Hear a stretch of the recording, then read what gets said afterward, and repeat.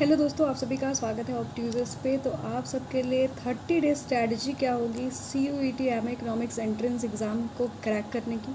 तो उसको detail analysis करेंगे विद सिलेबस की। आपके सिलेबस के अकॉर्डिंग आपको कौन सा पार्ट जो है पढ़ना चाहिए या फिर कौन से बुक को फॉलो करना चाहिए। तो ये सारी चीज़ें हम डिस्कस करेंगे। अगर आप चैनल पर न्यू होंगे तो सब्सक्राइब कर लीजिएगा, बेल आइकन प्रेस करना नहीं भूलेगा। तो स्टार्ट करते हैं सिलेबस के साथ कि आपका सिलेबस में पार्ट 1 क्या है। तो पार्ट 1 में आपको जो है माइक्रो इकोनॉमिक्स के पार्ट्स को पढ़ना है।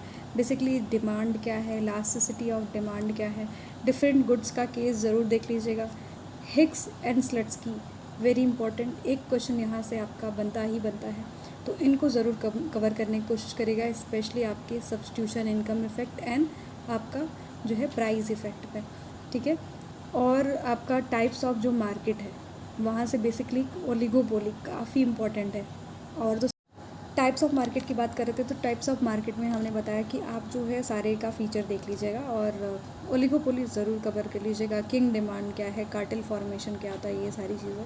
और बात कर लेते हैं और भी और भी 2-3 चीज़ों की, जैसे आपका नेशनल इनकम हो गया है ना। आपका ये मैक्रो इकोनॉमिक्स का पार्ट में आ गया हम लोग। तो नेशनल इनकम से 1 या 2 क्वेश्चन आपको देखने के लिए मिलेगा, तो उसको ज़रूर कवर करिएगा। उसके जितने भी फॉर्मूले हैं आप उसको रिवाइज़ करो, काफ़ी इंपॉर्टेंट है। जीडीपी डिफ्लेक्टर क्या है ना, जीडीपी, जीएनपी, एनएनपी, एनडीपी, ये सारी चीज़ें आपके लिए इम्पॉर्टेंट है।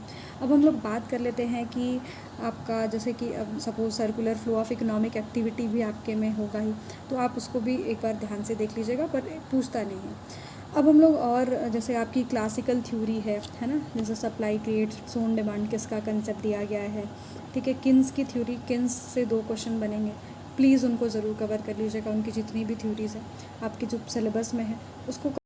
मनी एंड बैंकिंग की बात कर लेते हैं, तो मनी एंड बैंकिंग में आपके RBI का क्या फंक्शन है, जो है आपके कमर्शियल बैंक का क्या फंक्शन, हाई पावर्ड मनी या फिर ब्रॉड मनी क्या है, हाईली लिक्विड मनी क्या है, ये सारे कंसेप्ट ज़रूर देख लीजिएगा। ये भी आपके जो है इसका पार्ट है।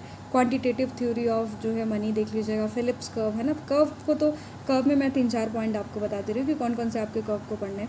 गिनी कोफिशिएंट, ठीक है, लॉरेंज कर्व, कुजनेत कर्व, है ना, ये सारी चीज़ें ज़रूर देखिएगा। फिलिप्स कर्व क्या है ये भी काफ़ी इंपॉर्टेंट है, तो उसको कवर करने की कोशिश करिएगा। अब हम लोग बात कर लेते हैं जैसे आपका एग्रीगेट डिमांड, एग्रीगेट सप्लाई है ना, तो ये सारा चीज़ का कंसेप्ट तो आपके किन्स की थ्योरी में है, तो आप उसको कवर कर लीजिएगा। अब हम बात कर लेते हैं आपकी कंजप्शन फंक्शन की। इससे जो है आपके पेपर में रिपीटेटिवली क्वेश्चन आया है। तो permanent income hypothesis, relative income hypothesis, life cycle hypothesis, ये जो है याद कर लीजिएगा किसके द्वारा ये थ्योरी दिया गया है। इसको कवर करने की कोशिश करिएगा, ठीक। आजकल एक ट्रेंड चल रहा है कि जो ISLM मॉडल है आपकी, उससे काफ़ी क्वेश्चन बनते हैं। तो ISLM BP मॉडल जो कि मुंडल एंड फ्लेमिंग का है, काफ़ी इंपॉर्टेंट है, इसको ज़रूर देख लीजिएगा। आपका purchasing power parity, exchange rate है ना, डिटर्मिनेशन कैसे होता है आपका फिक्स और फ्लेक्सिबल में, वो काफ़ी इंपॉर्टेंट है, उसको कवर करिएगा। Balance of payment is very very important topic. यहाँ से आपके लगातार प्रश्न बन रहे हैं, तो आप लोग कैपिटल अकाउंट, करंट अकाउंट क्या है ना, visible item, invisible item, unilateral transfer, ये सब एस्पेक्ट को ज़रूर जो है कोशिश करिए कवर करिए। अब बात कर लेते हैं स्टैटिस्टिक्स को कैसे करना है। स्टैटिस्टिक्स को कवर करने के लिए पहले चीज़ तो आप फार्मूला देखिए। आपके पेपर में इजी क्वेश्चन पूछता है, तो पहले आपको बेसिक्स क्लियर होने चाहिए कि कैसे मीन मीडियन मोड निकालना है, कैसे स्टैंडर्ड डेविएशन निकलता है, कैसे मीन डेविएशन निकलता है, आपके कौन जो है आपके चेंज इन ओरिजिन और चेंज इन स्केल पे जो है बदलता है। ये वाला कॉन्सेप्ट आप ज़रूर कवर कर लीजिएगा स्टैट्स में। अगर हम मैट्रिसेस और डिटर्मिनेंट की बात करें, तो ये आपके क्वांटिटेटिव का पार्ट है और यहाँ से 2 प्रश्न आपका बनता ही बनता है, तो आप लोग इसको ज़रूर कवर करने की कोशिश करिएगा। रही बात आपकी linear programming, differentiation, integration, real valued function या फिर आपका जो है ऑप्टिमाइजेशन, इससे भी आपके क्वेश्चन बन सकते हैं। बट डिटर्मिनेंट्स एंड मैट्रिसेस से आपका 2 क्वेश्चन तो फिक्स है, तो आप इसको ज़रूर कवर कर लीजिएगा। अब बात कर लेते हैं इंटरनेशनल ट्रेड की। तो आपकी इंटरनेशनल ट्रेड आपके एडम स्मिथ का है ना, कंपैरेटिव एडवांटेज आपका, हेक्चर-ओलिन थ्योरी, ठीक है, लियोंटिफ पैराडॉक्स काफ़ी इंपॉर्टेंट है, तो इसको ज़रूर कवर कर लीजिएगा। इंटरनेशनल ट्रेड का भी आपका पार्ट कंप्लीट हो जाएगा।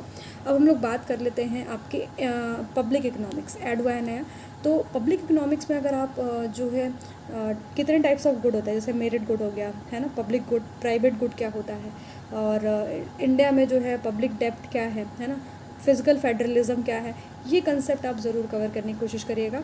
मोस्ट ऑफ द स्टूडेंट अपने जो है कंफ्यूज होते हैं कि अगर हमें इंडियन इकोनॉमी वाला पार्ट कवर करना है तो हम कैसे करें, क्योंकि इंडियन इकोनॉमी का पार्ट काफ़ी जो है आपका लेंदी है।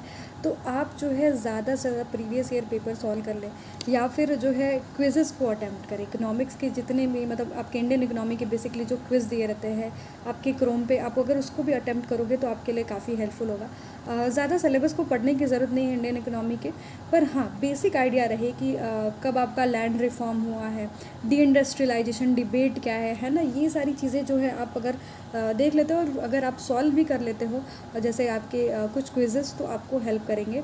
और न्यू इकोनॉमिक पॉलिसी ज़रूर पढ़ लीजिएगा क्योंकि ये भी सिलेबस में आपके एडेड है। तो मेरा यही सजेशन रहेगा कि प्रीवियस ईयर पेपर उठा के हल करो, ठीक है। चाहे आपके BHU का हो, चाहे JNU का हो, चाहे अदर यूनिवर्सिटीज़ के हैं, उसको आप ज़रूर हल करें। आपका जो है एक तरीके से एक एस्पेक्ट बनेगा कि किस तरीके से क्वेश्चन आते हैं। ओके गाइस, तो लास्ट पार्ट में मेरा आपको यही सजेशन है कि अगर आपकी तैयारी अभी भी नहीं हुई है तो प्लीज़ जो है आप क्या करिए कि प्रीवियस ईयर पेपर को हल करिए, चाहे BHU का हो, चाहे आपके जितने भी यूनिवर्सिटीज़ हैं CUET के अंतर्गत अगर वो कंडक्ट करवाते थे तो उसको हल करो, या फिर आप जो है NTA UGC नेट की बुक ले लो, उसको हल करो, ठीक है। जितना भी क्वेश्चन आप हल करोगे आपको कंसेप्ट उतना ज़्यादा क्लियर होगा, फिर आपको ज़्यादा पढ़ने की ज़रूरत नहीं है, ठीक है। तो मेरा हर पार्ट के लिए ये सजेशन है, चाहे आप माइक्रो है, चाहे मैक्रो है, चाहे आप जो है इंडियन इकोनॉमी है, पब्लिक इकोनॉमिक्स है, स्टैट्स है, मैथ्स है, तो उससे सॉल्व करो, क्वेश्चन सॉल्व करो, कंसेप्ट क्लियर होते रहेगा और आप फिर जो है आराम से पेपर को हल कर पाओगे। तो 30 डेज़ की स्ट्रैटेजी लास्ट यही रहेगी, या फिर सिलेबस कवर कर लो या फिर क्वेश्चन को खूब सॉल्व करो, और कम से कम 6 घंटे दिन का अपने इस जो है पढ़ाई पे दो, तभी जाके एक एग्ज़ाम क्रैक होगा, ठीक है। कंपटीशन टफ़ है, पेपर भी आपका टफ़ ही बनेगा, ठीक है। तो आपको शायद अच्छा लगा होगा वीडियो। अगर जुड़े रहिएगा चैनल पे, सब्सक्राइब कर लीजिएगा, बेल आइकन प्रेस करना नहीं भूलिएगा। आपको लगातार यहाँ पर CUET इकोनॉमिक्स की तैयारी के लिए रिलेटेड जो है कंटेंट मिलते रहेंगे। तो सपोर्ट करिए, शेयर करिए। धन्यवाद।